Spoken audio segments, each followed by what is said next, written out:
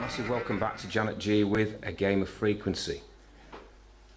Janet presents her take on frequencies that permeate everything and our reality, and based on a series of lectures she did on YouTube, plus some additions.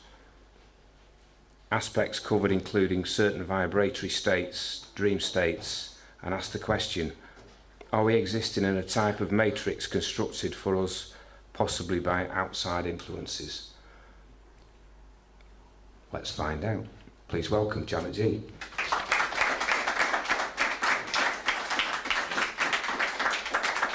Thank you. Okay. Before I begin, I'm just going to say a few words about Wendy.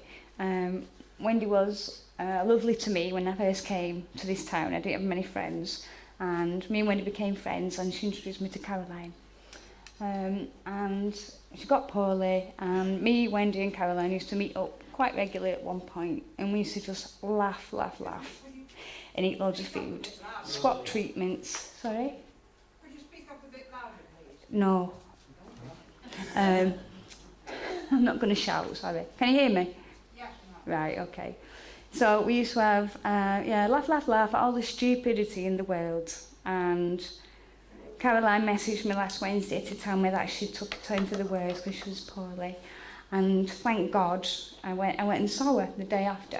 But before I went to the beach, and someone just said, write a name in the sand, took the dog for a walk. So I wrote a name in the sand, took a little picture, and met Wendy and met Caroline and Rosie. Then saw Wendy for a few moments.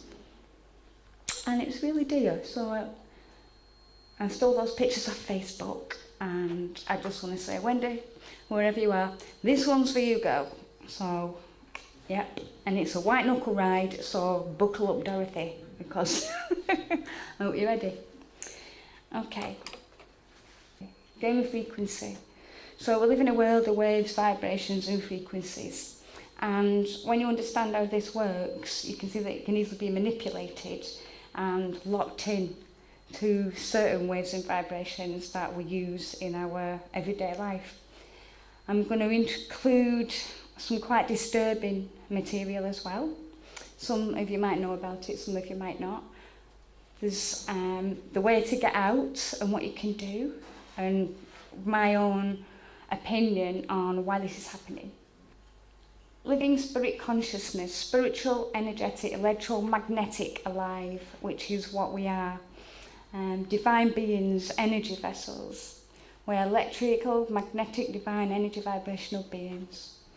And this energy can be cultivated and used or against you to mould and shape your life. Now, if you're not aware of your energy, the powers that be are and can lock you into sort of fear-based thinking, which we'll go into later.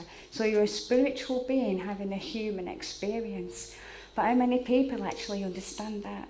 How many people access their spiritual nature? I mean, some of us do, we hit on it here and there, but when you realise how powerful it is, and the powers that be that run this world do know that we have got this power, and they're trying to hide it from us, and you'd be very surprised at what you can do. Is anybody familiar with organic portals? Has anybody come across this term before? Relatively new information. And it might be quite shocking, but as you go about your days after this, you'll see. Open your eyes and you'll see. So I believe that we share this world with another sort of race of people who are like us in form, but not in essence. They've got, I'm going to say chakras, but like low vibrational energy from the first three chakras. They operate from those. They've not got a heart centre. They have a brain, which can be programmed like a computer, because your brain is a computer, and they don't have a heart. There's no soul, okay? And as hard as it is to believe, when we start going into it a little bit further, you might start recognising and understanding a little bit better what it means in your own life. And we all recognise these, approximately 1/2, or it's more actually, I think the ratio is 5,000 organic portals for every living spark of consciousness or God or soul. So organic portals are alike in form but not in essence, and approximately 1/2 of human beings on Earth, 3.5 billion people, are organic portals. It's like, oh my God. Soulless human beings who keep the real human beings in line with the status quo on agenda with the Matrix control system. So we're going to start looking at the Matrix as well. What is that? How does that come into play with this? So the Matrix is, in my opinion now, again, it's being taken over by AI. And you've all seen the film The Matrix, haven't you? That was actually like a documentary. So, again, as hard as it is to believe, a considerable percentage of the people we meet on the street and people who are empty inside, that is, they're actually already dead. It's fortunate for us that we do not see and do not know it. If we knew what number of people are actually dead and what number of people these dead people have governed our lives, we would go mad with horror. So it's like having, if anybody familiar with the Dolores Cannon, yeah, and she termed these people backdrop people or backfill people. So it's a bit like in a film set or, you know, a soap opera, or you go watching your film, you've got the main characters in the film, and then you've got the other people in the background, like backdrop people or backfill people or extras. Now, we're not focusing on them, but this happens in our everyday life every day. I mean, even in this room now, there'll be people that you don't speak to everybody. You don't know everybody. So you're driving down the street, you're going to work in your car, and as you observe, you notice people dotted about. Now, there's a divine spark of consciousness that has come here for an experience in a human form, in a carbon suit, housing a spirit. If it was just you, then the experience wouldn't be much fun, or you wouldn't be learning anything. So the backdrop people are there to enhance your life.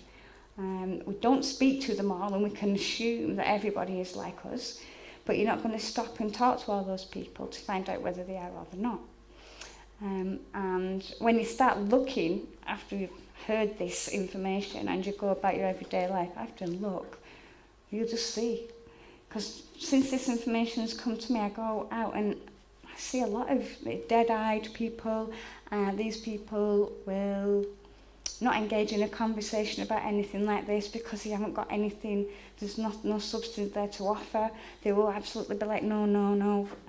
They're very intelligent people, very attractive, but a bit like the woman in the red dress in the Matrix, you know, to keep you distracted, and away from your like divinity and your own creative essence and power and what you can achieve.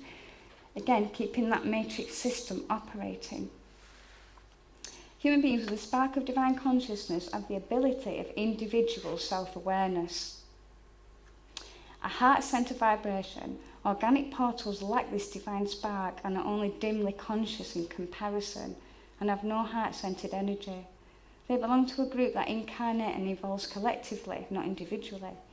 The energy emanating from a living spirit is shaped by their experience and awareness, whereas spiritually dead portals' energy field is the same as any other. No individuality, low vibration. And they operate in the world by mimicking, and again, we know we've heard talks here before, and people know we're living in an inverted world, an upside down inverted world. Nothing's as it seems. So the organic portals mimic, and there's a lot of that going on. They duplicate, copy, hijack, because they've not got that creative essence. They've not got that same heart-centered vibration that you have got.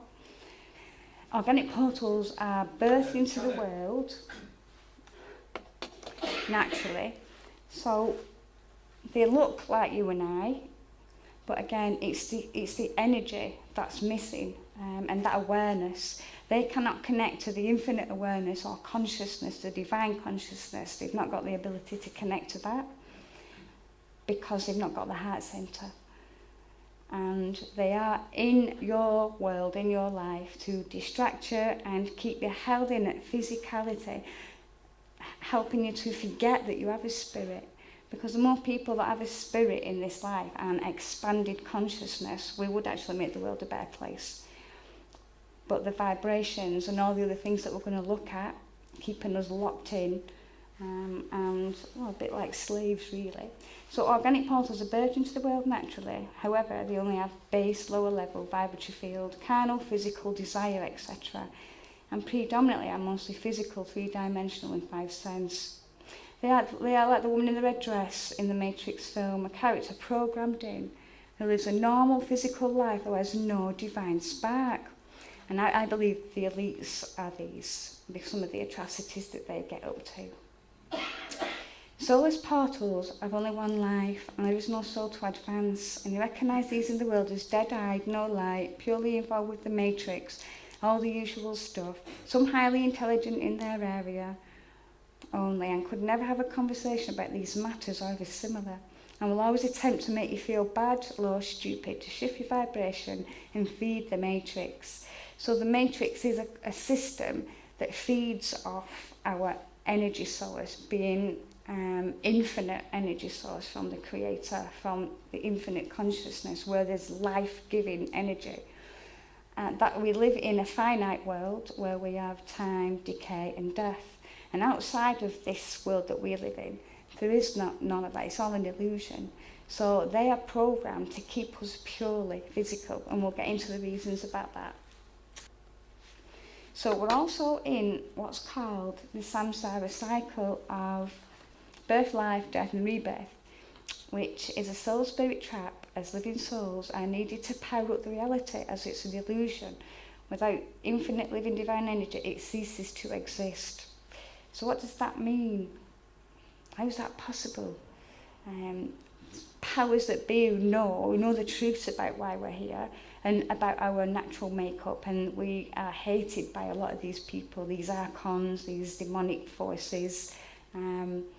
They'd be jealous of our heart-centered vibration and the infinite love, because they don't experience that. And to keep this alive, this world going, you have to have that infinite source energy, because that's the life-giving energy.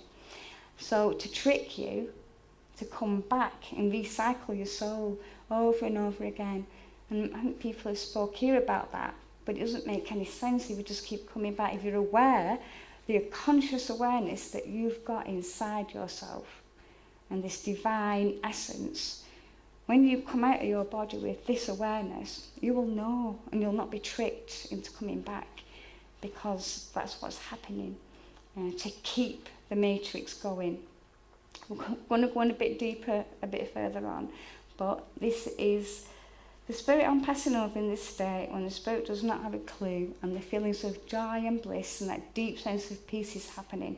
And the lords of karma, or evil spirits, or interdimensional spirits, or whatever you want to call them, operating outside of this, part of the demiurge, Yahweh, Yaldabaoth, the false god, to give the chance or trick you to come back. So if you pass over and your life's shown in front of you like on a film, and you didn't do this and you could have done that, and oh, how bad you're going to feel about you not did that for that person or whatever, you hurt these people, and you've got a chance to come back and put it right, would you? Probably, yeah. But knowing this now, that's a trick, to trick your soul back into coming back into this world with the infinite divine energy, to keep it going. And also other karma being put on you. Your memory's wiped, so you can't remember who you used to be. You've lost that life, and you're going to keep coming back for no reason whatsoever. It doesn't make sense. But a lot of people believe that that's it. That's just a samsara cycle, but it's not. It does happen like that, but if you've got the awareness when you come out of your body on death, and they say don't go to the light, it's a trick. Everything that you see when you come out of your body on death is actually this beauty, this blissful state that's described by many near-death experiences.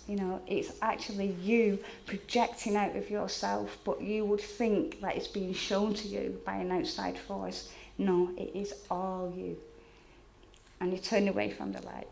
And don't get rebirth, because you come back, the chances are that if you've got a soul fire in your awareness, it'll be wiped. So that to me is eternal hell. You just keep coming back, forgetting who you are, and back and back and back. Eternal hell. That's what's happening. So, the choice to come here is to experience duality. And go back home to singularity. As long as you recognise the illusion and know who you are on death, otherwise you'll be tricked into coming back to fix your karma.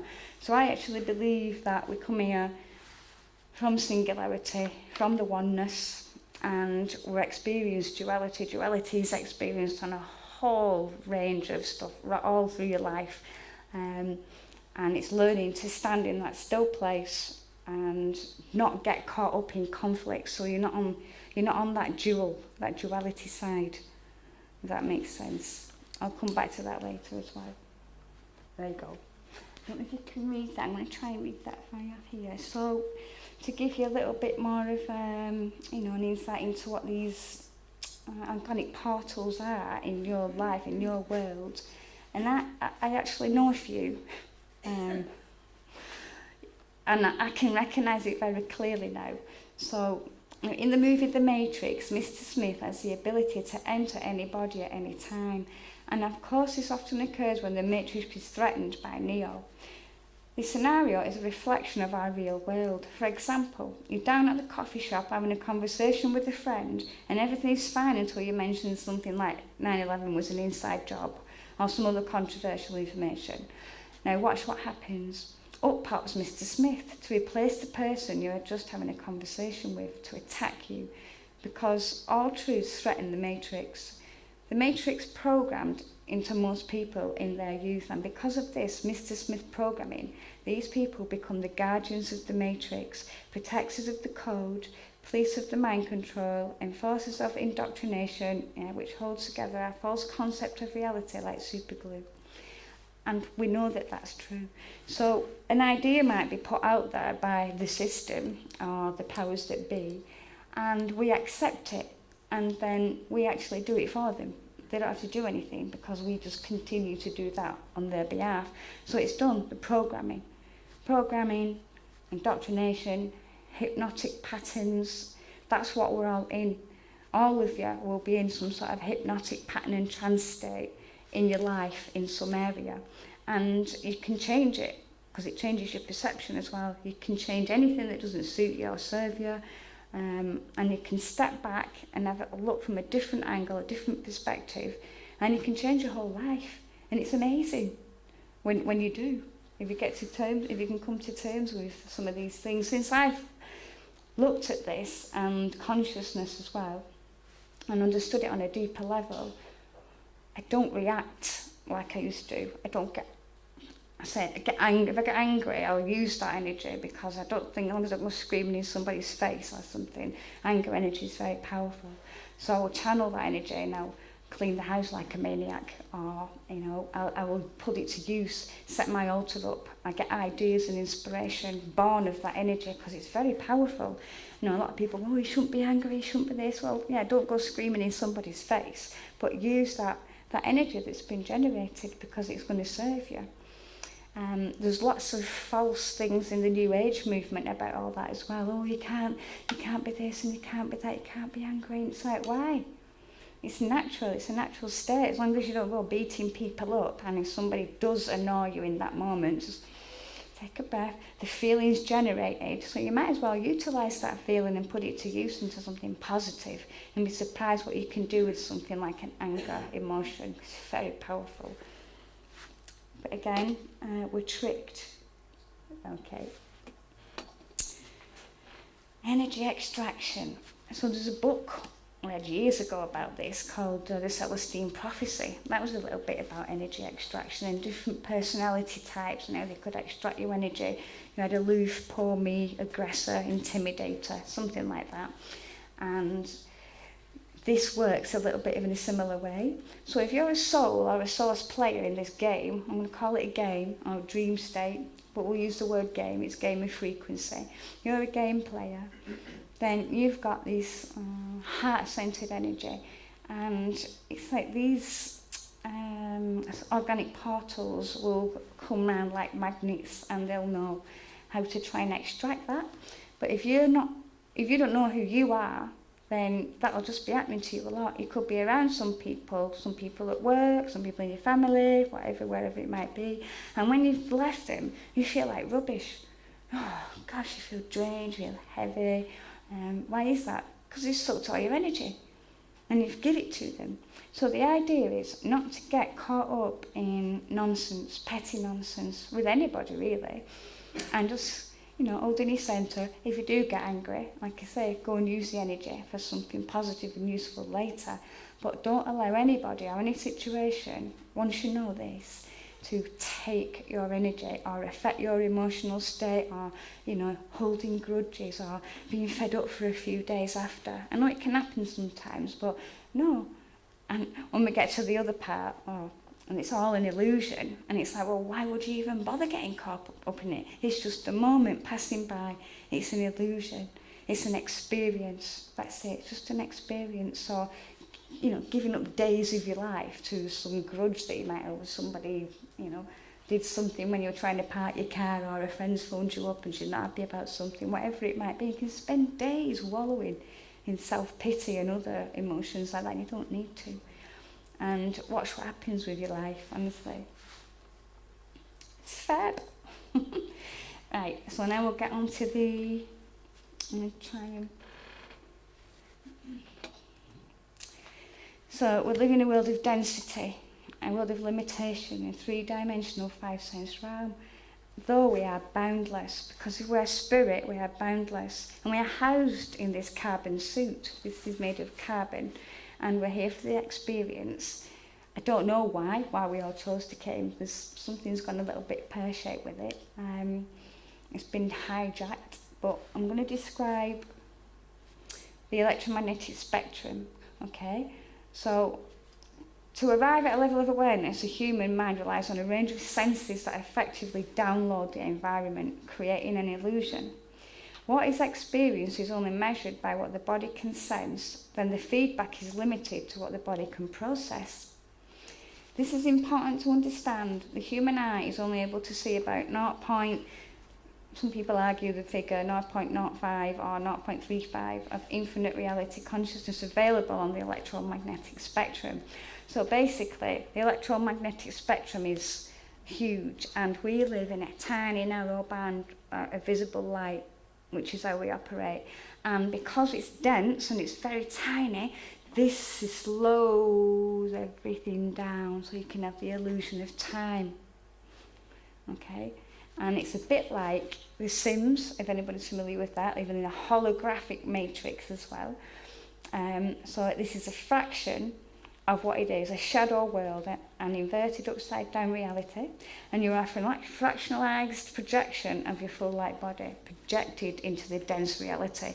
I know it sounds like absolutely bonkers, but when you really think about that, so let's break the five senses down. So using the eyes as an example, my eyes, all my senses, my ears as well, but my eyes take in the information in wave, vibration and frequency format. My brain decodes it into electrical information and sends an image to the back of my brain called the visual cortex. Now, with all the other senses, like in this moment right now, what's happening, my brain is taking in the information so I can have this experience in this physicality. It feels so real, because if it didn't, then we wouldn't be having the experience. So my eyes take in the information, and everything that's gathered will then go to the heart centre, especially in a divine soul or with a divine spark of consciousness, and is projected back out in digital and holographic information. Okay? So we are projectors of our own life, and what's on the outside of us is an illusion, and we are creating that illusion, and everybody's doing it, so we're all coming together in the same time and space for all these experiences, if that makes sense. The heart centre is 5,000 times magnetically stronger than the brain and 100 times electronically stronger than the brain. So what you feel, what you put out from your heart, you get back. So if you're unconscious people are on autopilot. They don't know how they got from A to B. They get up in the morning, and we're all guilty of it to a level, but when you become conscious, you're totally aware of everything you're doing in the moment, in those moments. You know? So if you're not conscious, you're working on from your unconscious or subconscious, and your subconscious decides, because you've done something a few times, that you must like that, and it keeps. And your ego, people say about ego, but it'll attach to that, saying, oh, you can't do that, you can't change that, you've been doing this for years or whatever. But you're on autopilot. You're not aware, you're not conscious, you're not fully embodied in that spirit, in that divine makeup, you know. And you're missing out. You really are missing out. So it's time to, people say wake up. I think we're already awake, but we've forgotten who we are. We've forgotten our power, we've forgotten how amazing we can be, we've forgotten what we can achieve. And when we go further in, you'll see that the powers that be know what we're capable of. And there's every attempt to stop you as a living soul or spirit or a source player, whatever you want to term it, from living to your full potential and experiencing the lessons that maybe you came here to learn, and ultimately take you back to infinite love, because that's the only truth in this reality. Infinite love is the only truth. Everything else is illusion. And that's from the heart again. So let's get into how it starts, okay? So we're programmed in this holographic electromagnetic reality as we have a brain, a supercomputer of mind-blowing capacity and magnitude, and we settle for the programming of the Matrix, which is quite dim in comparison. This programming starts from birth, leading us to fall into the trap of the illusion of limitation, sinful, physical and three-dimensional nature, which spreads across a whole multitude of desires, keeping us carnal, physical, lowering our experience. It's so real, and forget about our spirit. Forget about it unless something, you know, if somebody passes over, or, you know, you might have a little moment here and there, but you can access that spirit at all times. And your brain can process information so fast in the moment it is happening, which is what I just described before. I would take it in the wave and vibration format and projecting it back out holographically. So this is regarding the outside world, and it changes the information from wave, vibration and frequency format to electrical. And this is how our five senses can operate. So your five senses can only operate in this dense reality, because that's what's being decoded. Okay. Now, if you step out, or there's a sixth sense, then things look ever so much different. Like people who have near-death experiences will experience this. People who drank shamanic plant medicines will have that veil removed. When the veil's removed, you can actually see reality in a completely different way than what we normally experience in our physicality. It's highly possible to interfere with that using waves, vibrations from a multitude of sources, including radio, Wi-Fi, and microwave. So we'll go into now how, the brain, without the brain, the world is devoid of light, heat, weight, motion, space, or any other imaginable feature. All these phenomena are interaction or transactions of vibrations with a certain arrangement of neurons. It's amazing. So if you think about your brain as a computer, which it is, and, you know, like when you use it, we use our computers here and it's putting the image on the screen. You are putting your image on your screen, which is here right now, three-dimensional and five sense. So you're all an illusion. Nice one, though. So we're definitely here to learn off our other people as well.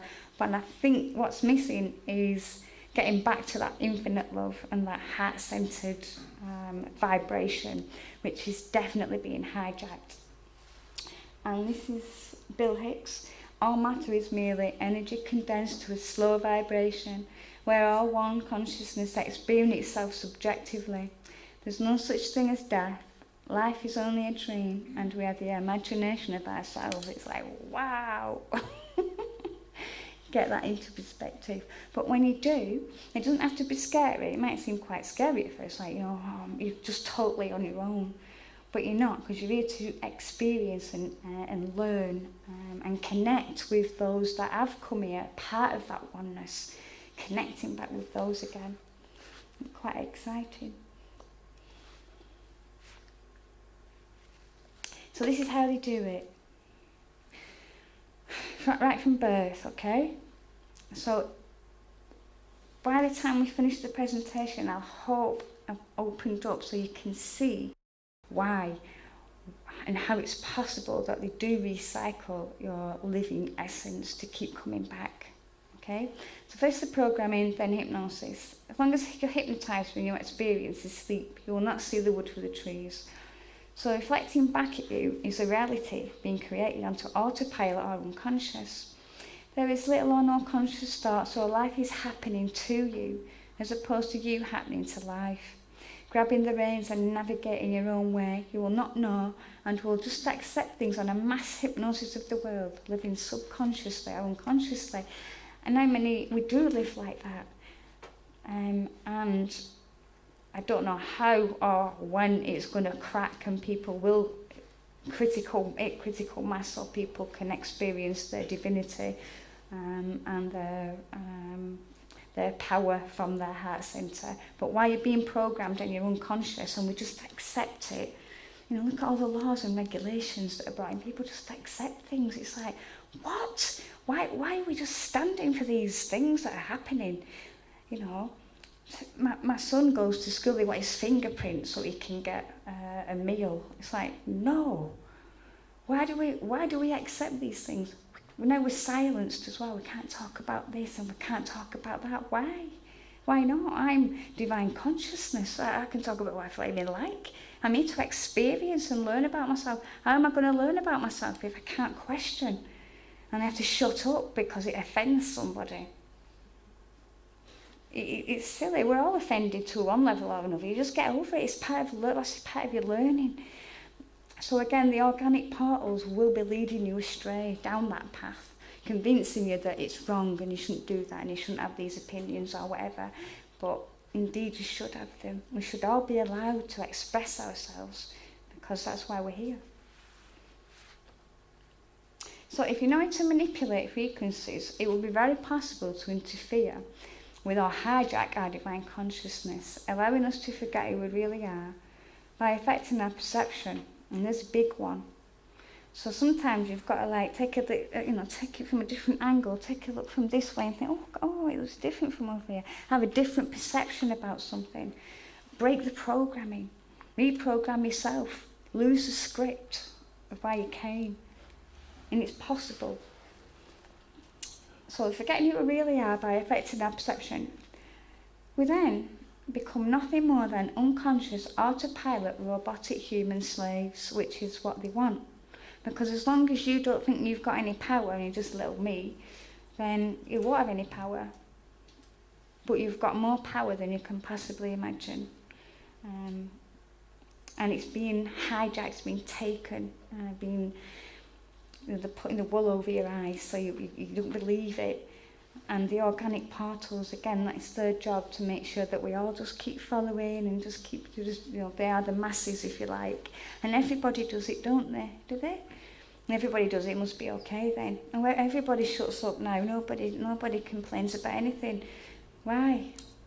Is that how you want your life to be? Is that the kind of world you're going to be creating for your children and your grandchildren? Because it's quite grim when I think about my little grandchildren getting to about 30 years old. It's like they'll have nothing left of divinity, of consciousness, of humanity, because they're just being programmed to be a human slave, to keep powering the matrix up so it stays, but taking like your soul or your spirit lifetime after lifetime after lifetime. And if you keep forgetting, then you are in hell. You'll be in eternal hell. And you won't even know. You won't even know. So other hypnotic patterns and habits include TV, radio, media, sports, concerts, cognitive dissonance. So that's a big one. Like sort of tell each other how bad it is and keep it going. And it's, invisible mirrors, again, reflecting back at you. We have invisible mirrors, our family, our friends, and, again, is it right, is it right? Inside. I bet all of you, if somebody might stand here and say, oh, no, we can't speak up, we can't have free speech, we couldn't do this, and inside you think, well, why? But nobody says, well, why? because we're all in fear.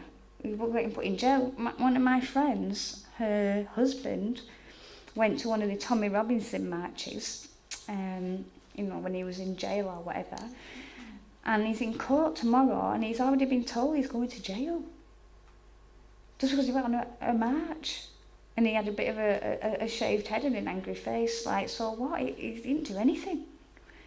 He didn't do a thing, but they had to make an example of him because they don't want Tommy Robinson, because he's an advocate for free speech, They want him shutting up, so they're making an example. And that's the kind of world that we're in, and that's been created for your children and your grandchildren. So they'll never be able to express themselves fully or live to their full potential, and that is so sad. So why are we here? Just to keep coming back and being robotic slaves? I don't think so. All these keep us hypnotised, so the Matrix can still extract energy while we just give our consent for it to happen. And there's another big one. We give our consent in so many ways, very deep spiritual ways without even realising, which I'm going to go into later. It might be a bit squeamish, that bit, but really important. So it's a bit like, this came to me the other day, these like virtual reality goggle things. You can put these goggle things on, and now the games are so advanced. So I've never tried them. I don't think I could. And I think now they've got body parts as well, so you can have these sensations all over your body. So it's so real. And these goggle things are designed to keep you purely in your five senses. And your brain, when it's looking into these goggle things, doesn't know the difference of whether it's real or not. The brain doesn't know the difference, but it'll still be firing up like it's in a war zone, or it's in, a horror film or whatever it might be, engaging your senses, and it's like, oh my God. And now that's an illusion, isn't it, the goggles? We know that. But when you take the goggles off, it's the same. You're still interacting in an illusion, and you're still giving off your emotional states into something that's been created by your brain, taking in the wave, vibration, frequency, projecting it back out, digital, holographic. It's exactly the same. So that's the world that we're living in. So I thought that was quite a good way to describe.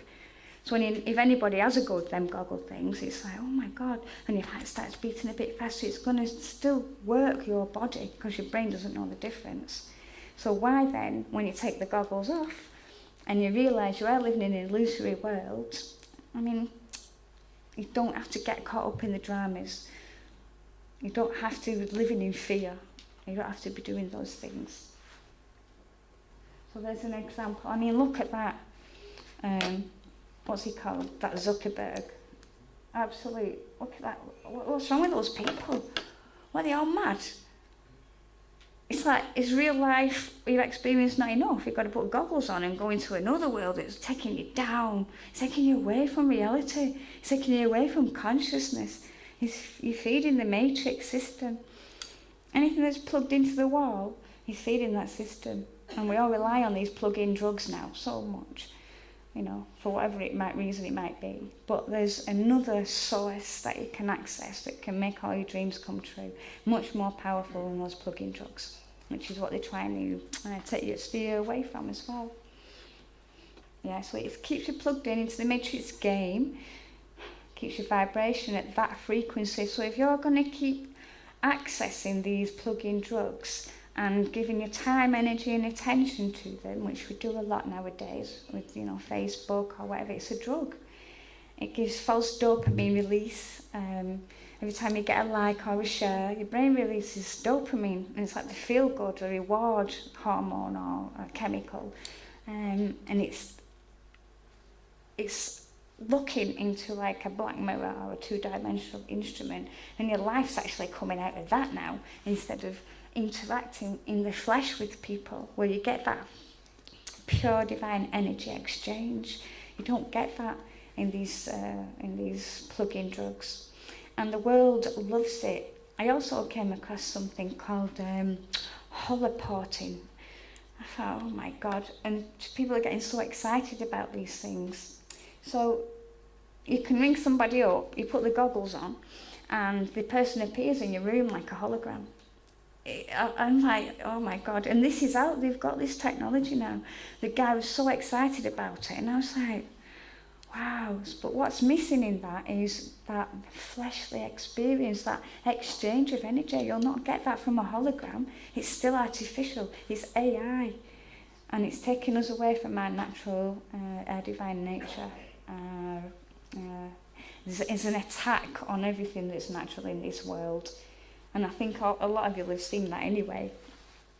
So access the divine infinite consciousness, see the information with all possibilities, raise your vibration and see your own divine power and heart-centered magnetizing, aligning your life as you want it, and deprogramming from the matrix. Now that'd be so hard because it's like coming off drugs. I mean, my daughter, she had a couple of iPhones, and when she was naughty, when she was a teenager, I smashed a couple, chucked them, and after about 2 weeks, when she didn't have that phone, she changed. It was like my daughter came back. It was like she was half of herself because she's hypnotized and she's, you know, she can't be bothered because she's staring at a screen all the time. And she's back doing that again now. She got another phone, and I try it. You can't. She's 17. I can't take it off her.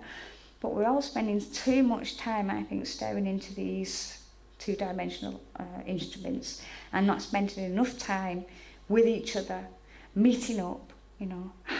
What can we do? We want to make changes in this world. We've got to meet up in the flesh. Like here, this is amazing. I've actually just wrote that down there, so I've just written that down before you said it. Oh, see, I'm synchronizing already. Your heart center's working. There you go. There's magic. That's magic. So yeah, it gets pretty thick as we're going to go into it. And I know that some of you have heard some of this before. So here goes. This is the sick part. So it starts in the womb. Now, I came across this information actually when I was a Christian in a box. I know, I did talk here once about that, oh my God, I come out of that box. But when I was a Christian in a box, that's why I call it, I was boxed in. I wasn't me anymore. I don't know who I was, but I certainly wasn't me. I'd lost my divine spark because the religion sort of took over, and I was so I know what it feels like when you're trying to. The religion was telling me to be this and do that, and I was trying so hard to be this and do that, but I just couldn't. It wasn't me. Anyway, I came across some information, and the lady that was speaking said something about Yahweh being a demon. It was the third time that I'd heard that, and I was like, wow. So, no cognitive dissonance, no invisible mirrors. I just know I've got to look into that myself. And the presentation that she was doing is about ultrasound scans and the satanic way that hospitals are set up when babies are born and delivered. And not just babies, hospitals in general are set up in quite a satanic way. And the lady is called Giannis Barcelo, and if any of you are interested in some of her work, she is amazing. She's really amazing what she's discovered. And we don't want to know, we don't want to see it, not really. We don't want to know about this because we all like it in a strange way. Even if we say, oh, well, you know, it's bad for the baby. The mother will say, I still need the picture. I still need to see. What is that? That's programming again. Okay? So I'm just going to read what it says on there. So according to the Journal of Ultrasound Medicine, ultrasound is a form of energy which affects the tissue it traverses. Essentially, this energy, sound waves again, all vibrational frequency, can deform cells, and most common of the cells associated with the formation of the cortex in the brain. Early studies show cause for concern and demonstrate the subtle neurological damage linked to ultrasounds. In ultrasound, the following events happen. The ultrasound machine transmits high frequency, 1 to 5 megahertz, sound pulses into your body using a probe, and the sound waves travel into your body and hit a boundary between tissue, between fluid and soft tissue and bone. So when you place an egg in water and expose the water to the ultrasound, the energy of the ultrasound frequencies violently shake and break down the contents of the egg and cook them without breaking the shell. So what do you suppose might be happening to the internal organ and systems of developing babies when they're exposed to this technology? Is it possible that children will be born with what appears to an intact shell or body, while their insides have been cooked, scrambled, or irrevocably altered as a result of being exposed to this technology? And some of the stuff that I've looked into about this does seem to that it paves the way for other things like vaccinations later. It definitely affected male sperm counts, and infertility in males is on the rise, and it started in about the 1930s. I'm not sure how long ultrasound scans have been going, but around about the 1960s as well from my research. So what does that mean, as with everything in this world? Infertility, women aren't carrying babies the same, they're losing babies, men can't have babies, so what do they have to do? They have to go and pay. They have to pay to have a baby. And it's like, so again, everything natural is being attacked because they want you to pay. Big pharma, they want you on the drugs. They want the diseases. They want you in an acidic body so that you'll get diseases and you'll have to go to the doctor and get a prescription and pay a fortune. And it's all lining their pockets and taking your energy, your health, your life, your vitality, your potential. And it starts in the womb, and they don't care. There's so many, that this is just one part of what Jeannie's Bicello goes into, but it's well worth watching some of our information just to get an absolute clear idea of birth and what it means, for the mother and the baby, if it's a natural birth. And if it's done properly, there doesn't have to be any trouble or things going wrong. And whenever I speak to any pregnant ladies, and I have done, and they'll say, oh, well, it's better to be safe. Well, what's that? It's programming. It's all programming. Is it? What do you mean? Well, you said you're not going to be safe. They trusted years ago, they had them trumpet things that they used to listen to the baby's heartbeat. There was no electronic gadgets involved, but it's so damaging. Anything that is like X-ray will be damaging to that baby. Even if it's on a very subtle way, and infertility will not be linked to ultrasound scans. It won't. So again, very clever, because they know about waves, vibrations and frequencies, and they know. When I say they, the powers that be, and the people working underneath them. But there's only a few people running this world. Also, I didn't know this. I had 4 children, and I didn't know any of this because I was programmed like a robot, and I just did what I was told. And if I didn't know what I know now, then I wouldn't have done it that way. I'd have opted out for the natural way. I really like to think that I would. So the baby lets the mother know when it's ready to be born. And again, I had 4 children, and 3 of them were induced, and it's horrible. Why didn't they just let me be and let it take its course naturally? When they frighten you. Oh wait, it's for over 2 weeks. You've got to come in, and this will happen, or that'll happen, and so they put that fear in you. But the baby lets the mum know when it wants to come, and why wouldn't it? And then a whole load of hormone and chemical processes will take place naturally inside the body that we're interfering with. Because if you're shocking that baby to come out when you want it to come out, not when it's ready, that's going to have a devastating effect on that little baby at some point. So the brain produces oxytocin, the hormone that will start labour for the delivery of the baby. Many totally amazing and magical natural processes can occur. However, because of the program of the pregnancy and birth, which relies on the system, which offers a very unnatural care of labour, delivery and birth, it doesn't appear to be like that when you go to the hospital. I mean, even hospital to have a baby, it's like, there used to be maternity homes, they'd be better, but hospital, it just doesn't go with birth and babies. We have prodded and poked, we have ultrasound heart monitors, drugs, breaking of the waters, induction, forceps and cutting of the umbilical cord immediately after birth, plus a multitude of other ways and means.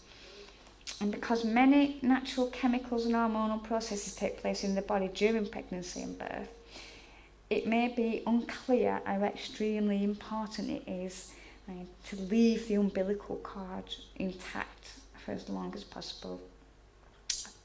Why they just cut that off, it's satanic, obviously. All the natural nutrients and God-given antibiotics and everything that baby needs is in that placenta, still in that umbilical cord. So delivering the placenta and just leaving the baby and the placenta and the umbilical cord intact and just let it pulsate all that goodness into that baby. But it's not even delivered, the placenta, and they cut in the cord. So being born will change the process to the next phase, and the placenta will do its job outside of the body, which may also include valuable bonding hormones for the mother and baby. And cutting the cord will interfere with this, and the precious gifts of God, the loving Creator, are lost. So instead of setting the baby up, for a full-on vitality and healthy life, we're cutting its natural source off, and then we inject them with poison. It's like we are allowing this to happen. We are the crazy ones, because we can stop this. We can say, no, enough people doing it together can definitely stop it. As long as you're programmed and you're being hypnotised by the system, and they don't actually really care. And some of the midwives and the doctors and nurses, obviously, they really do care, because it's on like a need-to-know basis. So from what I can gather as well, the rich families, the Rockefellers and the Rothschilds, had a hand in educating doctors and nurses, and have put money into this, so they want them educating their way. So is that the right way? But where the money is, people just usually follow and do what they're told, don't they? So crazily, we then stick needles into our beautiful babies full of poison instead of allowing the natural processes to take place. And this all happens because we are programmed and hypnotised into the matrix system. And it has to be as unnatural as possible, for here's a battle against nature to interfere with the full potential possible in all things God's way. Time to wake up, to save what is left of God's natural God-given gifts in this amazing process of birth. But how many would? And if you go to Jeannie's Barcelo's website, A Birth of a New Earth it's called, and she covers many topics. The woman's amazing. And she'll show you the difference between a hospital birth and a natural, home birth, or if you've got involved with natural midwives as well, then your pregnancy and your birth will be delightful, and there'll be no problems or complications. That's all fear-based, you put into you, hypnotised into you, and we all have it. I'm guilty of that as well. When it came to it, I'd be like, trust what the doctors say.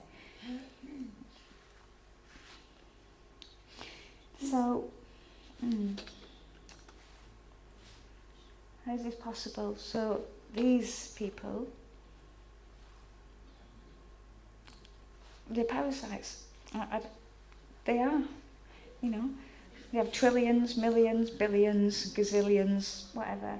They walk around with finery. People are suffering, starving, homeless, whatever.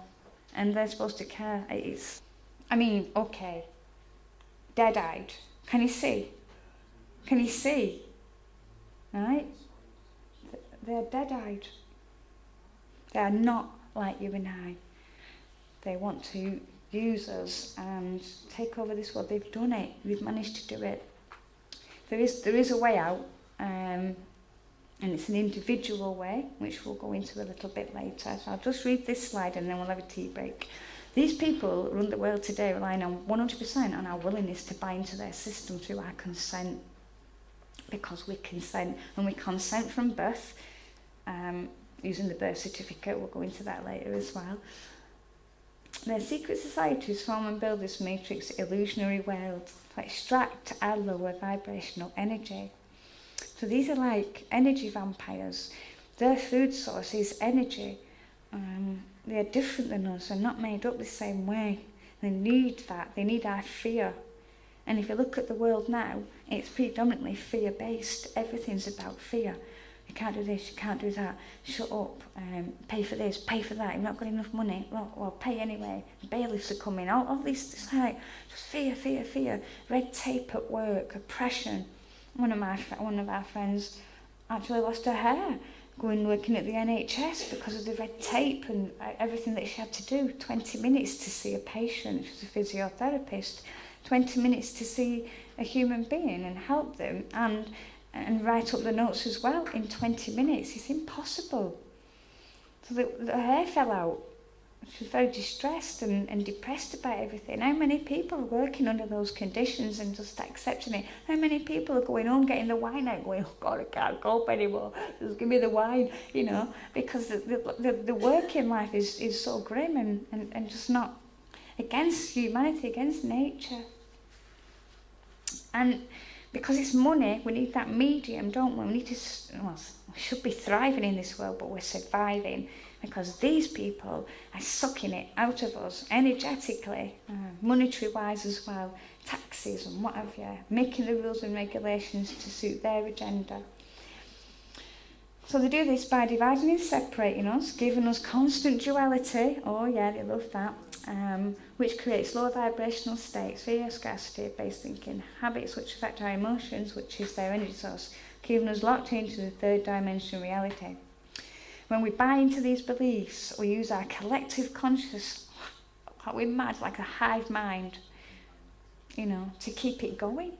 Reinforcing a world which the spiritual supernatural forces are considered nonsense, when they know it's absolutely true, but we have not to access those parts because then we'll cotton on and it'll overthrow everything that they're creating, because they have not got a divine spark, they have not got the essence of the creator. They are parasites and they mimic everything that we do because they've not got any creative power. And the main aim is to keep us boxed into all they offer on a physical level, keeping us locked into low region, dense vibrations, which is carnal, food, sex, money, job, and all the, you know, schooling, religion, politics, all that kind of stuff too. Anything that you're engaging your brain in, anything that you're giving your time, will and attention to, is feeding this system, their system. So, thanks for that. We'll have a little tea break now. I'm just going to breeze over these. Has anybody heard of this? Adrenochrome. Oh, yeah. So these people that we vote in, that we give our consent to rule over us in all sorts of ways, do these despicable things. Adrenochrome is adrenalized blood from terrified children that they drink because it gives them such a high and it makes them hallucinate and all sorts. And the adrenochrome, I think, is actually extracted from the back of the neck. It's like a substance, like a chemical, but they do drink the blood of terrified children, and they're more terrorised because when the adrenal glands start pumping adrenaline through, you know, like they fight or flight, and you drink that, it's going to give you the power of 10 men. And apparently the best high that some of them have ever had when I've looked into it, and it's like, oh my God. And these people are people, you know, actors, actresses, pop stars, all the people that we lay our money out to and were entertaining us and what have you, having the glamorous lives while we, you know, we're watching them do that, and they're doing these things behind closed doors. And these things you can look into yourself. I suggest you do if you're interested, just so that you know that the people that you're choosing to vote you in do these things. We'll move on. So yeah, it's not all love, light and namaste, which, you know, that would be nice, and I think we're heading that way. That would be amazing. But we need to see what is actually going on, and I believe this is a purging ground for your spirit. It's not where you've come from, it's not what you're made of, it's not the essence of you, and these despicable things that are going on. So terminations, abortion is now business. It's growing. They legalised the gestation of the baby to full term in some states in America very recently. I don't know if it's been overthrown. I'd heard it been overthrown, but some people say it hasn't. I've not looked into it since. But imagine that. That's infanticide, isn't it? Actually allowing a baby to grow to full term and then deciding no. But what they're actually doing, when the babies are growing and the fetuses are growing inside, you terminate that pregnancy. with all the chemical processes that are going on within the fetus, they are procuring body parts, baby parts, and they're selling them. And, you know, there's fetal tissue in lots of stuff that we eat. You know, Pepsi, I think I've been taken to court for putting fetal tissue in Pepsi. Beauty creams, we don't know. Stem cells, that's where it's all come from aborted fetuses. And knowing that, so then you'll understand why debauchery is shoved in our faces, you know, romance and, you know, they want unwanted pregnancies, go and get drunk and act like whatever, and putting it about and people getting pregnant, and it's business. So they, you know, problem, reaction, solution. Has anybody else heard of this? Yeah. So we stand back and let this happen. What, are you mad? It's like we're allowing things to happen, you know. Something's got to really shift at some point. Right, so we'll have a little look at this and we'll go into like the waves and vibrations. We've looked at this before, cognitive dissonance. This is when people are just refusing to look at critical information just because it makes you feel uncomfortable or scared, is willfully choosing to remain in a state of ignorance and therefore unconscious. You know, it's easy to just stay like that, but that's not the right thing to do, is it? Not the easy thing or the right thing. Sometimes you've got to, like, you know, stand up to it. And the only thing necessary for the triumph of evil is that good men do nothing. So, I mean, I'm here saying these things because I have to do something, and this is my contribution to doing something. Whether you believe it or not, like it, I don't really care. This is my contribution. I'm willing to stand here and say these things because I don't like what I see, and if it can make a little difference somewhere, then that means something, you know. So here again, this is how they, you know, can get you into these states with your brain, interacting with your brain, knowing how it works. 4 building blocks of consciousness, 4 basic brainwave frequencies, and each correlates. Sound frequencies, brainwaves, are measured in hertz or cycles per second. In general, the slower the frequency of your brainwaves, the more relaxed you feel. Meditation, neurofeedback, hypnosis, and guided imagery have all been shown to help people control the brainwaves more efficiently for better health, higher performance, and a more positive experience of life. And again, it should be taught in schools, especially meditation. Different kind of people will be coming out of that, you know.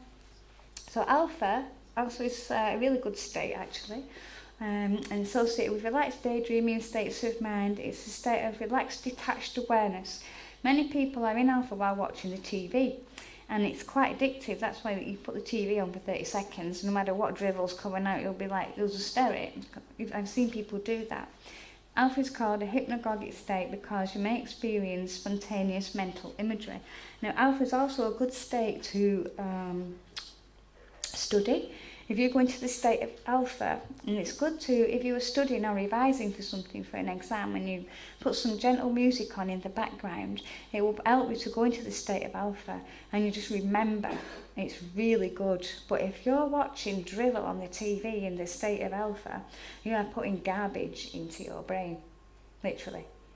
And you're feeding it, and your brain thinks it doesn't know the difference between reality and not. It's just decoding, sitting staring at a screen with drivel coming out of it. And I'm not saying, you know, it's all right to watch films and stuff like that, but if you're addicted on some sort of TV program, I can't imagine anybody being in this room being like that. I'm not addressing you lot with that, am I? But if you know anybody that does, you know, it's like try and pull them away. It's like a drug. They're addicted. And putting garbage in the brain. Oh, that's it, yeah. So, yeah, with the hertz, I've been listening to music in 432 hertz. So what difference does it make? Well, it makes a lot of difference when you look at the difference between the 432 and the 440. That's like a distortion. So this is like a natural frequency. And 432 hertz is considered an alternative tuning, mathematically consistent with the universe. It is said that the music based on 432 hertz transmits beneficial healing energy because it's a pure tone of math, fundamental to nature, while the 440 hertz would merely pretend to be sacred geometry. So surprisingly, what do? There's a theory that states that the switch to 440 was dictated by a Nazi propaganda minister, J. Goebbels. That's how you say it. Yeah. As a possible way of subconscious mind control. There you go. Which would make people think and feel a certain way, becoming prisoners of a certain consciousness. And around 1940, the United States introduced 440 Hz worldwide, and in 1953 it became the International Standard Organization's standard. So mostly when you listen to the radio or the TV, it's 440 Hz that's coming out. 440 Hz is considered to be an unnatural standard of tuning frequencies removed from the symmetry of sacred vibrations and overtones that declare war on the subconscious mind of the Western man.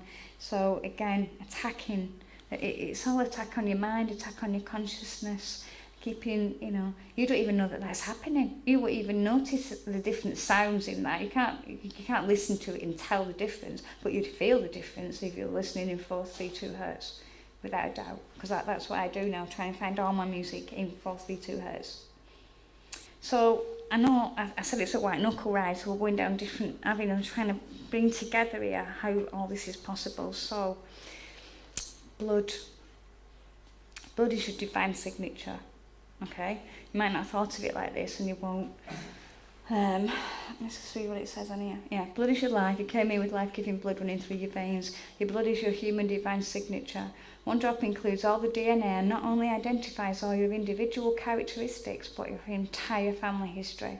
However, we are unaware of the necessity to redeem with our blood the currency needed to operate in this matrix. False fallen world is money, legal tender, which to hold our see is paper or plastic with numbers on pictures of leaders and dead leaders, no life in it.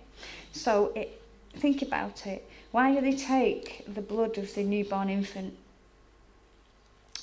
The baby's just born, they do a heel prick test, they take the blood. It's like, why? Why are you taking the baby's blood? They need it for this reason or that reason. My opinion is they take the blood because it's your divine signature. People used to sign in blood, and then once it is in the hospital, then once you've handed that blood over to the state, the system's got they own you. There's this slave starting, and in return they give you a receipt called a birth certificate, because the birth certificate contains your parents as well. So they want to still follow the blood, but you're divine, you're sovereign. Your blood represents sovereignty, divinity, life. Paper represents corpse, dead, no life. So to operate in this world, you can't use your blood anymore. We have to use paper. It's like with your birth certificate, your slave ticket, and everything, your divine signature is not needed anymore, because you can get a pen, can't you? And you can write your signature as a copy, because everything's copied and inverted. So they take your blood, and as long as they've got your blood, they own you, because you've given it away. It's your divine signature. It's like, you cheeky dog. Winds me up, sorry. Really winds me up. I just put this together myself. This is my own, because I've looked into birth certificates and the straw man, what's it called, the Madmelity law, all that bullshit that, but they do that and then tell us that common law isn't relevant. It's statute law, but common law is the only law. It's God's law, the natural law, but they're taking it away from you. Because people aren't generally looking at these things themselves. They're getting lost. They don't know. People don't know.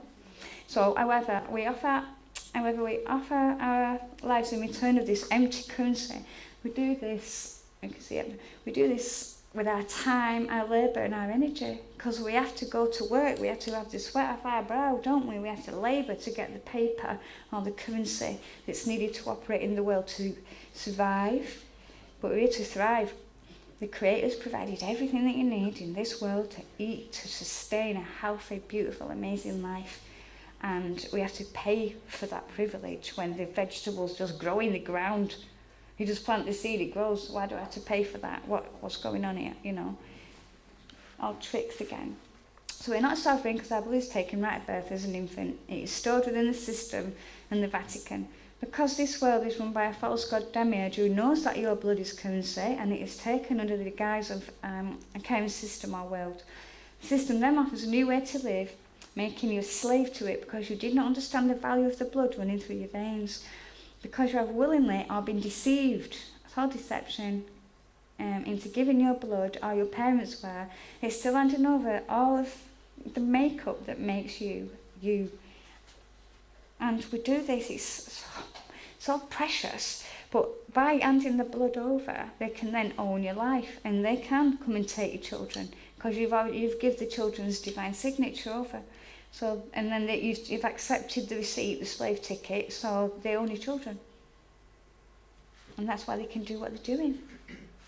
So we hand over our blood, our right to life, the full magnitude of who we are, the ways and means that would live in alignment with the Creator. Instead, we use all our divine gifts and settle for a paper life, starting with your birth certificate, the paper twin you is born, a receipt for your real signature, your blood. The real essence of you captured and held in the system, the Vatican, because they have your blood in exchange for an alternate way to live, not as sovereign, but as a slave. And we accept the paper twin, because it follows you all your life and it gets validated more than you. It's always a paper, ticking the boxes, tick, tick, tick, you know. Then with programming, hypnosis, invisible mirrors, lies in historical facts, habits and patterns, and the false inverted life begins. Your blood is your unique divine signature and cannot be copied, so to live in the world and be able to survive in it, we accept the paper identity, because how else would we operate in the world? And all that goes with it, like the birth certificate, passport, driving licence, and all these being proof of who you are, but you're not a piece of paper. We walk around with these little tags on. You know, it's like, that's not you, that's a piece of plastic around your neck. You know, what's happening to us? Where's our backbone? Why do we... Is it because you've not forgotten who you are? But because we do this, it's that they know that they're controlling us because we do these things. We put these things round our neck like good little puppies. It's silly. Blood is a treasure. Blood is the only currency received by the Creator in exchange for the essence, the spirit of the person, your blood. There it is. So paper and plastic, even gold and silver, aren't worth a hoot to the Creator. Blood, however, is your divine signature, and it always will be. And God doesn't take credit cards. You can use it with your intentions, which is something that I've done, and let God, the loving Creator, know that you know who you are. Because while somebody else has got your divine signature, it's not yours. So you can write an intention and put some blood. And my life's changed massively since I've done that. Massively. It's really powerful and a bit satanic. It's a blood ritual. No, it's not, because I know who I am. And I know that blood running through my veins is just mine, like my fingerprint. God can see me, because I'm not a slave lost at sea. Yeah? I've claimed my divinity back, my sovereignty. So in this era, I intend to bring forth heaven on earth, for all living spirits and divine sparks of the Creator, the Most High, and any other nice intentions that you might want to put in there as well. Okay, now, what time is it? This is amazing. Yep. Has anybody heard of this? This is well hidden. Oh my God. And I've tried to put the scientific and the spiritual in here as well, so that there's two sides. I'm going to read through the slides because we've not got a right lot of time, so hopefully you'll grasp it. The sacred secretion is a means of internal alchemy. It's a biological spiritual process, and it takes in response to astronomical interferences to relate to natural chemicals that are charged and changed in order to provide the individual person with a heightened reaction and ability to sense other planes of energetic fields that were otherwise outside our perception. It's amazing. The spiritual biological process that takes place within the body 12 times a year, once a month when the moon is in the star sign. And this also contains a lot of, how can you put it, the biblical passages are describing the way to access this oil. The story is astounding, it's amazing. And again, it's all inverted and it's all mimicked and it's all lies, what we're shown regarding this. So inside the brain is a thin irregular sheet of neuronal structure of grey matter that is attached to the underside of the neocortex in the centre of the brain, which is called colostrum. I'm not really going to go into this bit now, but it's Santos colostrum, so it's a true story of Santa and Christmas because of the way the brain's made and the journey that the chrysomile takes. It actually goes down, I think it's the fourth ventricle before it enters, crosses over at the back down the spine, which is also known as a chimney, bringing the holy gift. And again, all this is hidden. It's within the colostrum that the sacred secretion process begins. Scientists describe the colostrum's function as enigmatic. With the highest number of connections per millimetre cubed than other part of the brain, its anatomy is remarkable. In science, it's known as cerebral spinal fluid, and the composition of CSF is dependent upon the activity of surrounding brain tissue, as a wine of our brain is on our own past beliefs and our thoughts and our mood. So many things can interrupt this process. I'm going to give you my own little description as quickly as I can, and then we'll read the slides, so I might repeat a little bit. So what happens, the colostrum produces a secretion once a month when the moon's in a star sign, and in the Bible the moon's there for signs and seasons. It's like, and what many Christians tell me that I'm satanic and all sorts. It's like, So the oil is produced and it comes up, I think out of the thalamus, and it splits, and half goes to the pineal gland, half goes to the pituitary gland, and this is just totally amazing. So half that goes to the pineal gland is electrically charged, and the other half is magnetically charged, going to the pituitary gland, and the Pingala nerve charges the pineal, and the Ida nerve charges the pituitary gland. The pituitary gland is white, milky substance, it goes white, and the pineal gland goes a golden colour. So you've got the land of milk and honey inside your head. The promised land is inside your head. It then takes a journey, it crosses over at the back, it goes down the spine, where it comes to the sacral plexus, otherwise known as Bethlehem, or house of bread, where laying in a manger, and that's the term, is the crested seed waiting to be picked up by the chrysomile. And here you have in perfect equilibrium electromagnetism in your body, making a journey down the spine, picking up the crested seed. It then goes down to the sacrum, where there lay 5 fused vertebrae, which represent our 5 senses. And then it ascends back up the 33 vertebrae. And thinking about Jesus was 33 when he died. Now, making this journey, it's amazing. And it's happened to me, so I can share that. It's amazing. So it goes back up the spine, and it reaches the 33rd vertebrae, where in a skull, otherwise known as Golgotha or Calvary, which means skull, the seed is crucified, which means to increase.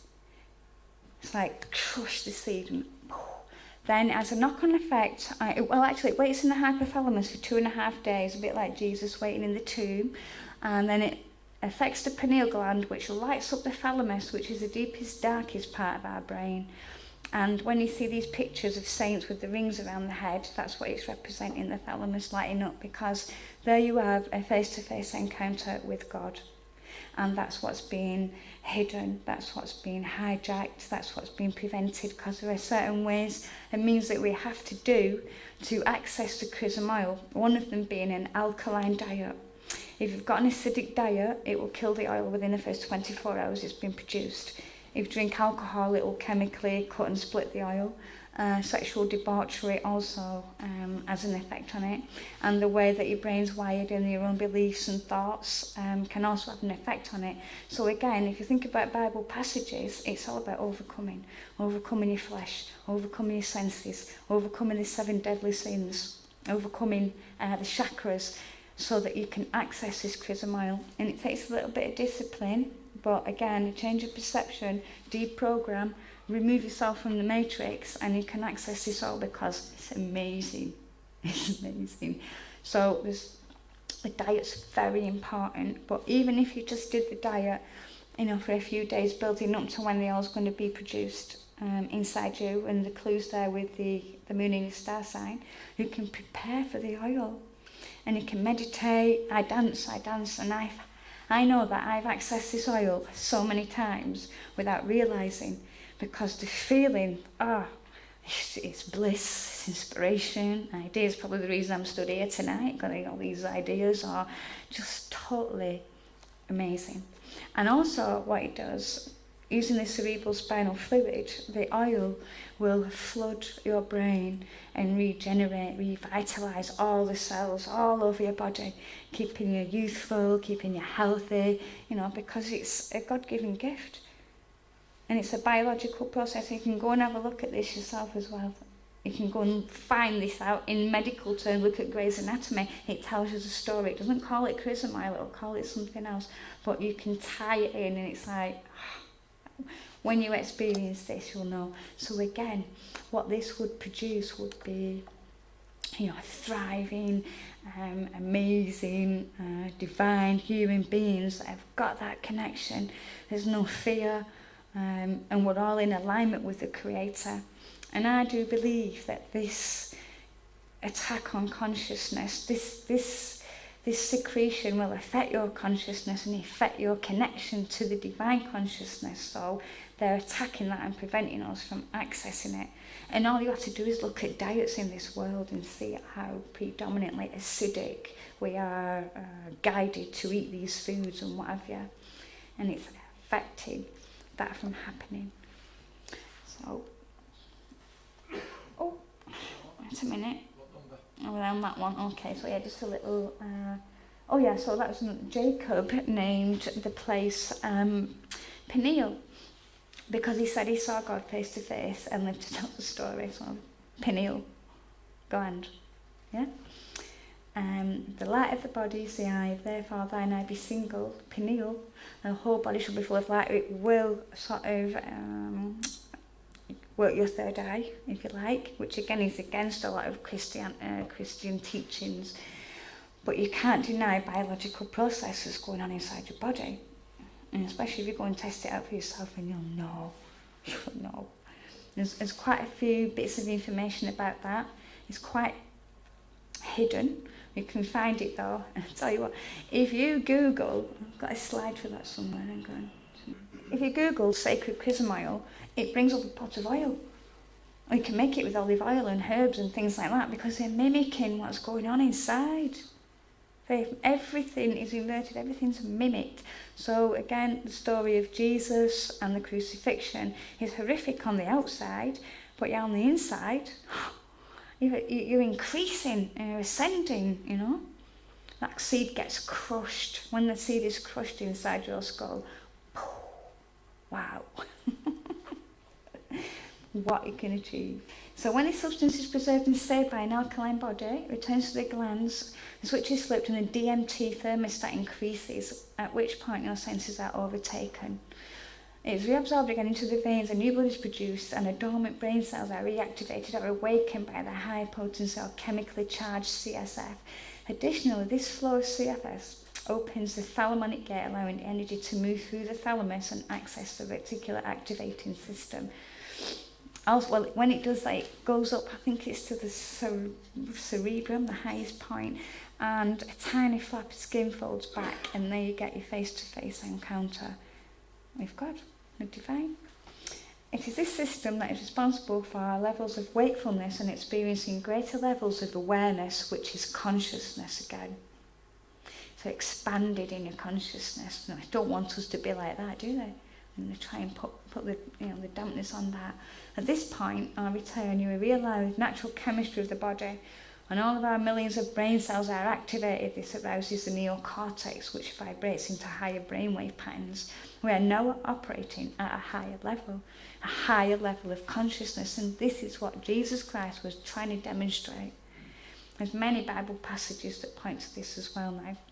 One being, the disciples go to him and say, well, shall we meet you for the Passover supper? And he says, go to the town and follow the man with the pitcher of water, and he'll take you to a house, and there'll be a room prepared in the house upstairs. So literally, if you take that as a literal, you think, oh, the disciples did what he said and the guy was there, and obviously Jesus is psychic, so he knows everything and they trusted. But what it actually means is go to the town, follow the man with the pitcher of water, means to follow following it into the edge of Aquarius. And when they get to the house, the room prepared upstairs represents higher consciousness. You know, it's very clear about that. So I think he was definitely trying to guide us into our own Christ within, because we've all got that. And also, I'll just go to... So part of what you have to do to access the all, so you've got to overcome the 7 deadly sins. And then thinking about Christ again, Christ, and this is where I think the Christians might have got it wrong, I might get a slate for this, but he took on the sins of the world, did he not? But it wasn't your sins, the world, it's the sins of the world are the 7 deadly sins. Because all those sins embody all the sins. So you have to get overcome these 7 deadly sins for this chrysomal to be produced and to survive enough inside your body so it will make the journey to the bottom of the spine and back up. So you must overcome 7 deadly sins. If you always saved, it ascends back up to the brain, and if killed, sexual expression or by alcoholic drinks or gluttony, that causes ferment acid and even alcohol in the intestinal tract. Fast, meditate, a clean diet before the oil is released during the moon in the sun sign to prepare your body. And a lot of the Bible passages are about preparing your body, preparing to receive Christ within. No drunkard can inherit the kingdom of heaven, for all acids and alcohol cut or chemically split the oil that unites with the mineral salts in the body and thus produces the monthly seed. And when the seed is produced in the solar plexus, it'll be a bit like when the woman ovulates, you know, once a month. We might find, so it also describes the virgin birth, so it happens inside men as well. You know, it's the story of Mary, and the pineal and the pituitary actually called the Mary and the Joseph as well. So there it is. Enter through the narrow gate, for wide is the gate and broad is the road that leads to destruction, and the destruction will be because we're not eating the right foods, doing the right things, and you will be destroyed because you're not accessing the divine within, the Christ within. But small is the gate and narrow is the road that leads to life, and only a few find it, and there it is, there's a narrow path. It's inside your body. The Bible has now become to me a manual of, it's like a code, some people say like gematria, and it's a biological book about your body and how to maybe have your body but still be able to access that spirit, that divine consciousness, that spark that I've been talking about, so that you can really live to your full potential using that and not forgetting that you are a spirit in a body. Okay? I mean, so just a little, I'm not going to read this slide, I'm just going to say the Great Pyramid is a representation of our brain, so as within, so without. So the powers that be know that this is going on, they know. So the Great Pyramid, as inside the centre of it, the deprivation chamber, which is the deepest, darkest part of the pyramid, just like our brain's got the thalamus. And on each side you've got the Queen's chamber and the King's chamber, representing the pineal and pituitary gland. And you've also got other little chambers that represent the ventricles in the brain, the 3rd and the 4th ventricle, which they always is, which travels down. It's like, can't make this up, you know. Right, so how do we get out? How do we exit the matrix? And once you realise that possibly it is a game, and you have got this divine essence inside you, and you can decide, and you can change your script, change your programming, change your, what's the other term that they use for it now? Your karma, you can change that. You can just decide, you can write your own script once you realise that you have got this divine essence inside you, and it is just a game. And if you're playing in the game, then you're going to be programmed, hypnotised, fear-based, carnal, you know, everything's real, seeing is believing and all that. It's not. You know, we know that now. It's not. Seeing is not believing, because there's other things at play as well. And I suggest you go and definitely test them out, because it's amazing. And Gnosticism says that humans are divine souls trapped in the ordinary physical or material world. They say that the world was made by an imperfect spirit. The imperfect spirit is thought to be the same as the God of Abraham, which we talked about earlier, Yahweh, or I can't remember the other name for it. Some Gnostic groups saw Jesus as sent by the Supreme Being to bring gnosis knowledge of spiritual mysteries to earth. That now rings more true with me, knowing that religion literally hammered every part of spirituality out of me. There was nothing left. That crushed me. I was just a good Christian soldier, and something was missing. So glad that I got out of that. And I'm not saying all Christians are like that, because they're not. Some people do they have that real deep relationship with the Creator, but they're still programmed. Everything in this world that is in that matrix system is programming, and everything within the matrix, especially all the plug-in things that we use, is not divine. And if you want to really access a better life, then honestly, when you access that heart center, okay, test it out. What do you really want? What do you want in your life? Most people don't even know what they want, so there's a problem. So decide what you want and go for it. And when the divine diamonds and gems start showing up in your life, and synchronizations and little ticks in the right direction and little nudges, and I'll be stood there and like, oh, what does that mean? Something to do with this PowerPoint, or blood. The blood, it's like, things happen. Things really happen. But when you start testing it out yourself, you'll be blown away, because it is like magic. And that's because consciousness, divine consciousness, is literally all possibilities, a sea of information. And if you plug into that, your divine makeup, your life will transform. You will override, you overcome, you'll be able to do it. And accessing the Chrism oil is one of the ways to help you to do that. But it all starts here. It starts here in your heart. Go home and look in the mirror. Who are you? What do you want? Why do you come here? Need to pay the bills, go to work and die? No, you're coming for more than that. You can still do that as well. You'll have to do that because you need the paper money, don't you? But in the meantime as well, you can still say a little prayer. Watch a little thing happen. So, for example, like writing Wendy's name in the sand. Oh, something came over me. I had to find a stone and just write Wendy's name in the sand. That's nice. Take a picture.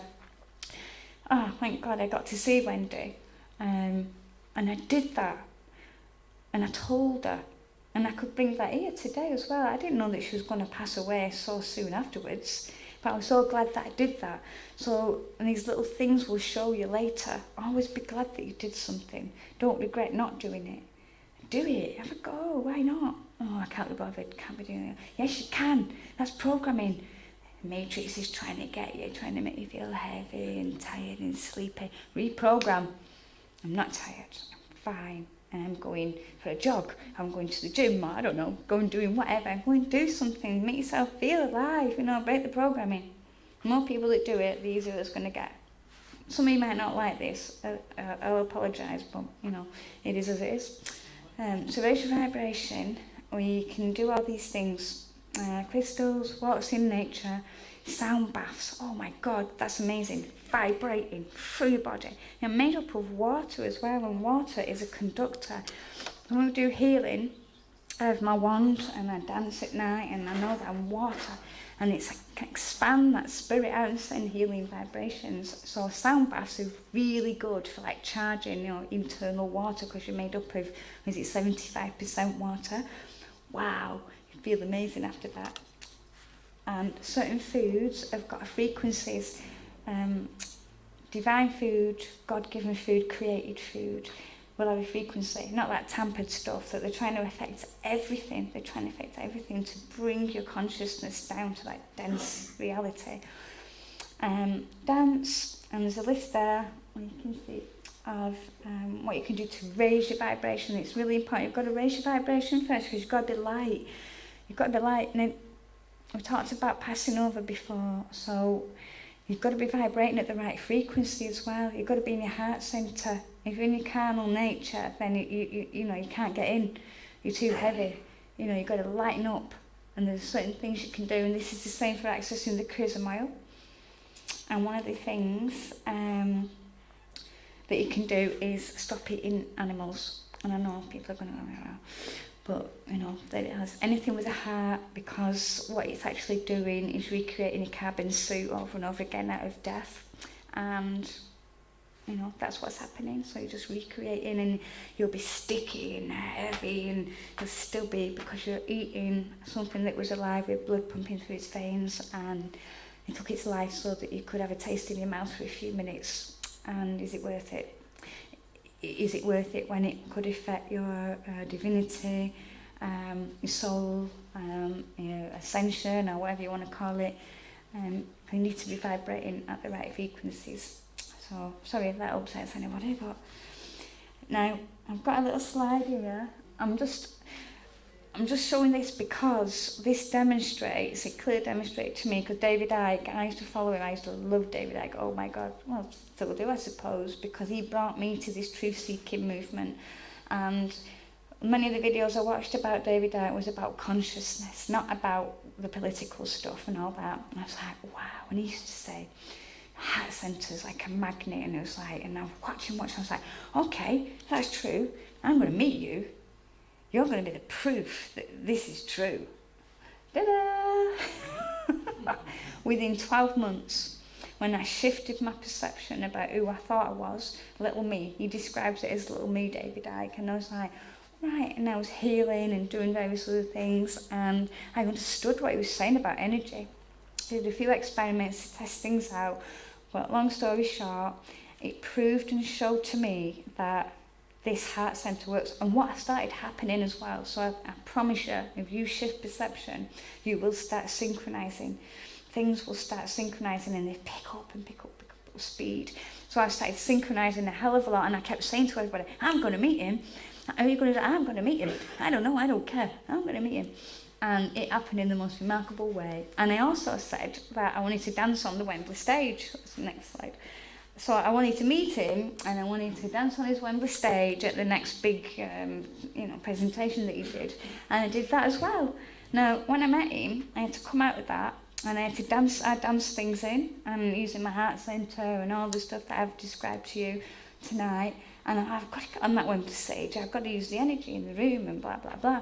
So I had to manifest that again, and I did it. So twice it showed me the magnetising power of the heart centre. Absolutely amazing. So I'd definitely be giving that a go. So raise your vibrations, stop eating animals in with the heart, become aware of how and where you place your attention, energy and time. Don't give it to soulless portals or nonsense or anything that's just, you'll know the difference between that and like drivel conversations, some conversation, I'd rather be quiet nowadays and talk shit, that I would. So you'll know who's trying to get your energy. Just become more aware, because that's what consciousness is, infinite awareness as well. So the more aware you are, the more you'll know who and what is doing what in your life. And if you're on autopilot, it'll just carry on the same. So don't engage in lower level base activity. Do not engage in petty nonsense or be offended by anything anyone says or does, especially now knowing it's most likely an organic portal programmed to extract your energy. And forgiveness is massive. So many people struggle with that, but even if you had a horrendous time in some situation way back when, bringing it into your present everyday moments or blaming that situation for something going wrong in your life now is never going to change the fact that it happened. So you might as well just get over it and know that, well, actually, I'm alive and I'm still here and I didn't die and, whatever. And it is a big one, but forgiveness releases from your heart, because that person or that situation that damaged you or traumatised you or whatever, they're not suffering. It's you that's suffering. It's your behaviour that needs to change and letting go. And Mark Twain said, forgiveness is the fragrance that the violet sheds from the heel that has crushed it. Amazing. So it's a big one. So if you hate anybody, any of you, you've got traumas or whatever, just think about that for a minute and just let it go, because it's not happening to you now. And it's always a choice. You can beat yourself up with your past, or you can grow and develop yourself from it. Much better to do that. And forgiveness frees you from your heart Another reason you cannot access a charisma like that with unforgiveness or grudges and all that. It's not going to happen. So lightness and hearty.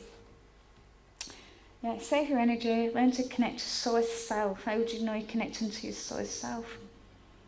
You've got to practice it. You'll just know this knowing.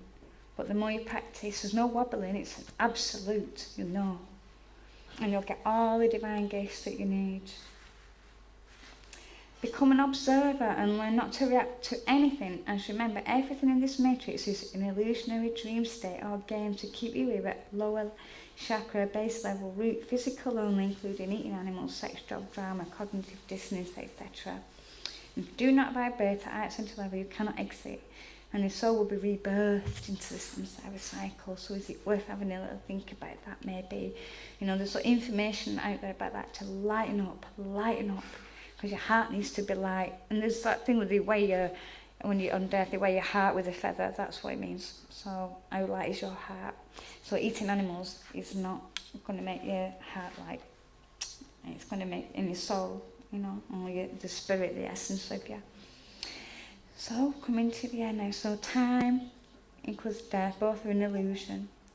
As we explained with the spectrum of light, how living in density creates the illusion of time, decay and death. So we only have moment by moment, breath by breath. That's all we've ever got. And moments just passing by. Life's just a string of moments. So grab your moments while you can. So thank you.